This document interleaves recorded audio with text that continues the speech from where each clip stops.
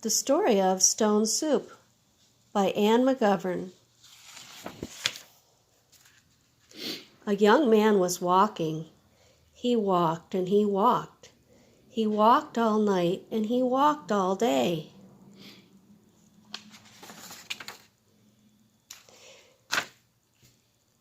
He was tired and he was hungry. At last he came to a big house. "What a fine house," he said. "There will be plenty of food for me here." He knocked on the door. A little old lady opened it. "Good lady," said the young man, "I am very hungry. Can you give me something to eat?" "I have nothing to give you," said the little old lady. "I have nothing in the house. I have nothing in the garden." And she began to close the door. "Stop," said the young man. "If you will not give me something to eat, will you give me a stone?" "A stone?" said the little old lady. "What will you do with a stone? You cannot eat a stone." "Ah," said the young man, "I can make soup from a stone." Now the little old lady had never heard of that. Make soup from a stone? Fancy that! "There are stones in the road," said the little old lady. The young man picked up a round gray stone. "This stone will make a wonderful soup," he said. "Now get me a pot." The little old lady got a pot. "Fill the pot with water and put it on the fire," the young man said. The little old lady did as she was told, and soon the water was bubbling in the pot.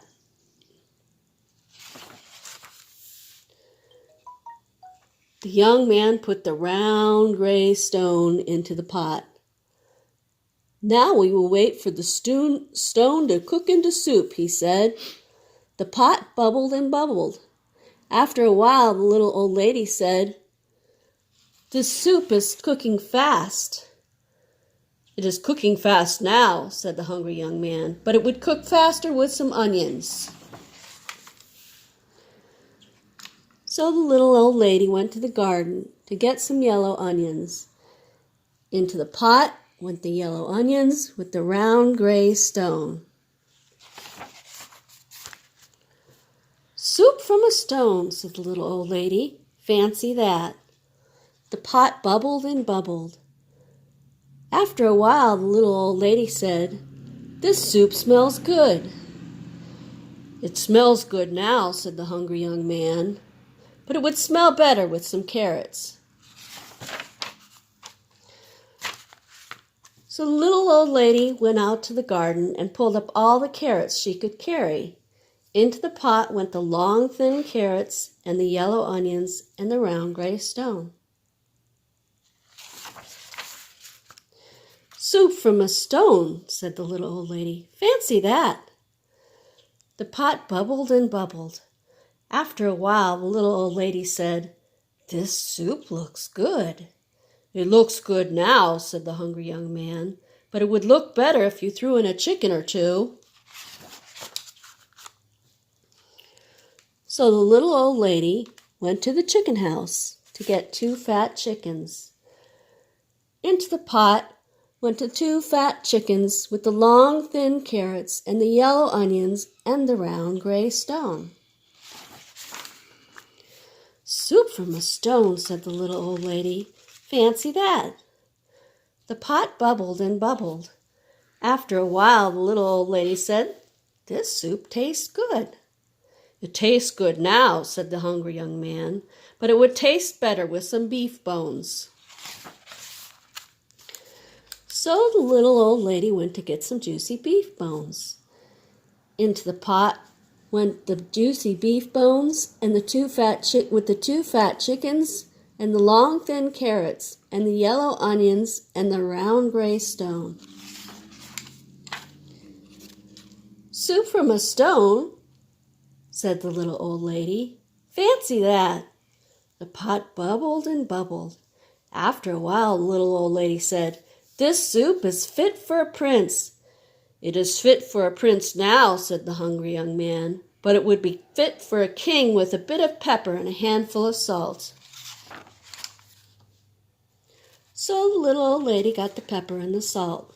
Into the pot went the bit of pepper and the handful of salt, with the juicy beef bones, and the 2 fat chickens, and the long thin carrots, and the yellow onions, and the round gray stone. "Soup from a stone," said the little old lady. "Fancy that!" The pot bubbled and bubbled. After a while the little old lady said, "This soup is too thin." "It is too thin now," said the hungry young man, "but it would be nice and thick with some butter and barley." So the little old lady went to get some butter and some barley. Into the pot went the butter and barley, with the bit of pepper and the handful of salt, and the juicy beef bones, and the 2 fat chickens, and the long thin carrots, and the yellow onions, and the round gray stone. "Soup from a stone," said the little old lady. "Fancy that!" The pot bubbled and bubbled. After a while the little old lady tasted the soup again. "That is good soup," she said. "Yes," said the hungry young man. "This soup is fit for a king. Now we will eat it." "Stop," said the little old lady. "This soup is indeed fit for a king. Now I will set a table fit for a king." So she took out her best tablecloth and her best dishes. Then the little old lady and the hungry young man ate all the soup. The soup made with the butter and barley, and the bit of pepper, and the handful of salt, and the juicy beef bones, and the 2 fat chickens, and the long thin carrots, and the yellow onions, and the round gray stone. "Soup from a stone," said the little old lady. "Fancy that!" "Now I must be on my way," said the young man. He took the stone out of the pot. "Why are you taking the stone?" said the little old lady. "Well," said the young man, "the stone is not cooked enough. I will have to cook it some more tomorrow." And the young man said goodbye. He walked on down the road. He walked and he walked. "What a fine supper I will have tomorrow," he said to himself. Soup!